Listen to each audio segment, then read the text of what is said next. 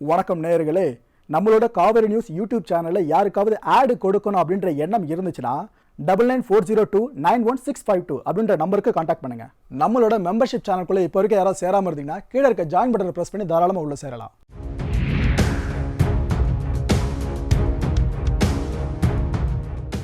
இந்து மதத்தை பேஸ் பண்ணி பார்த்தீங்கன்னா நிறைய இதிகாசங்கள் இருக்குது, புராணங்கள் இருக்குது.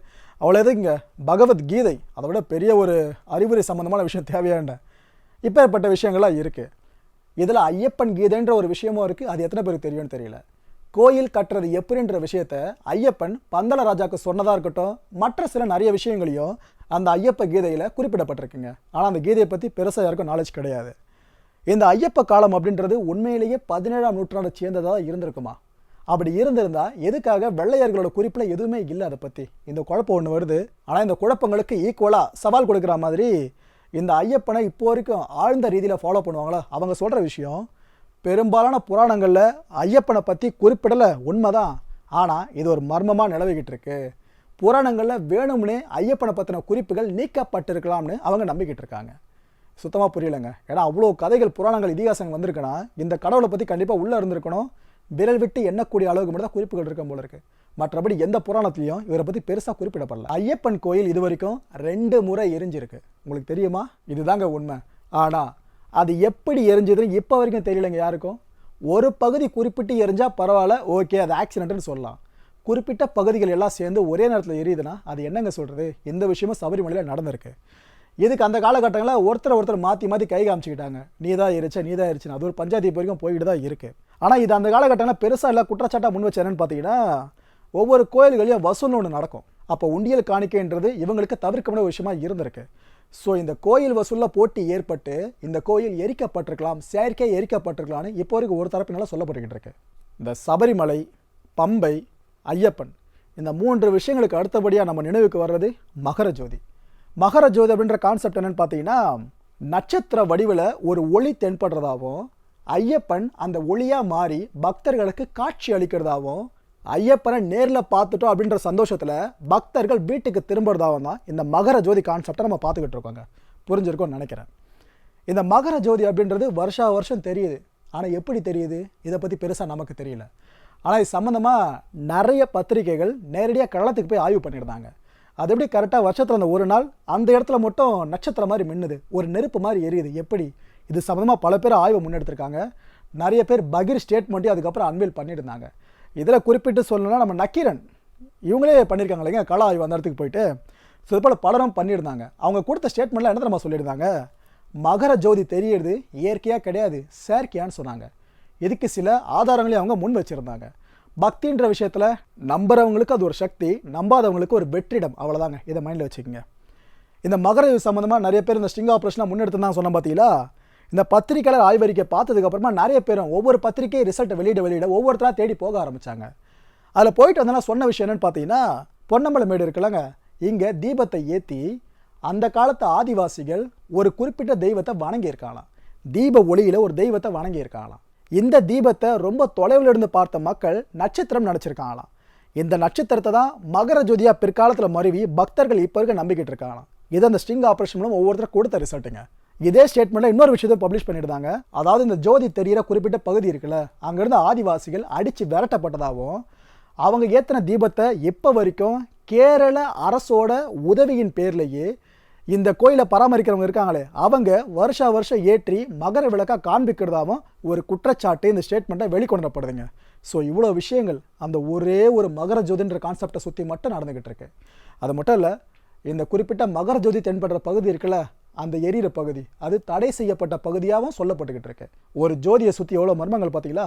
1986 27 வயசாக இருக்கும் போது சபரிமலை ஐயப்பன் கோயிலுக்கு போய் நான் அந்த சிலையை தொட்டு கும்பிட்டு வந்தேன் அப்படின்னு சொன்னது சாதாரண ஒரு நபர் கிடையாதுங்க.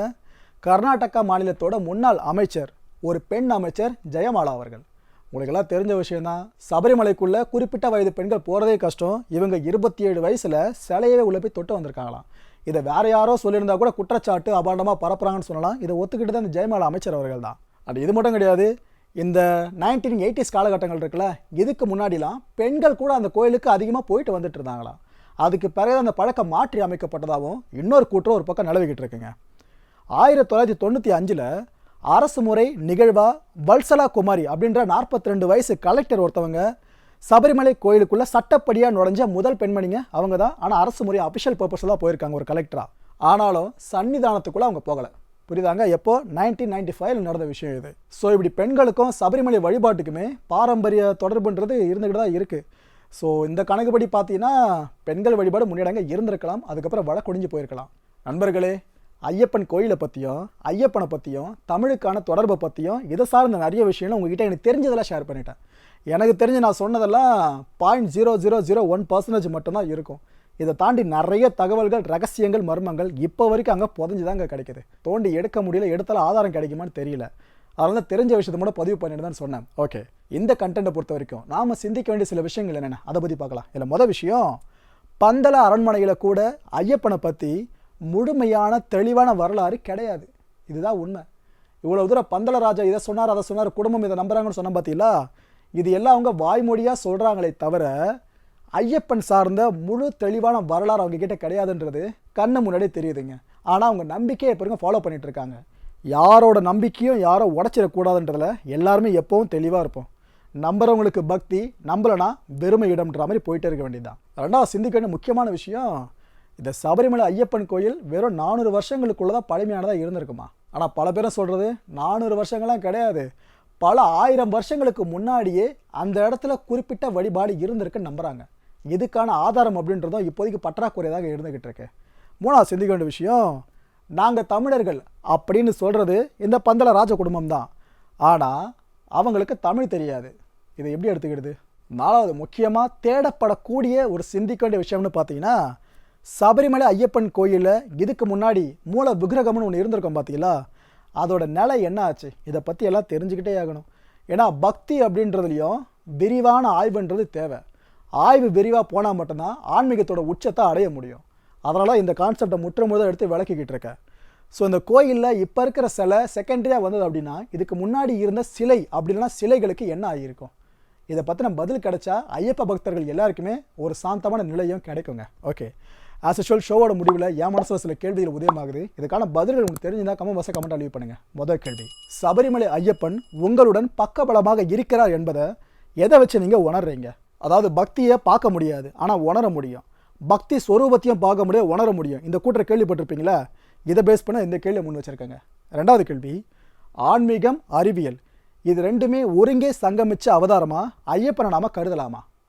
மூணாவது கேள்வி, ஐயப்பனுக்காக விரதம் இருக்கிற அந்த ஒரு மண்டலம் முழுக்கவே உங்களோட உடம்புலையும் உளத்துலையும் எந்த அளவு சுறுசுறுப்பு தன்மை ஏற்படுது? இதை நீங்கள் அனுபவிச்சிருக்கீங்களா? நான் அனுபவிச்சிருக்கேங்க, அதனால தான் உங்களை கேட்குறேன். இந்த 3 கேள்விகளுக்கு மேலே உங்களோட பதில் என்ன எதிர்பார்த்து காத்துட்ருக்கேன். அடுத்த ஷன் மீட் பண்ணலாம். நன்றி, வணக்கம்.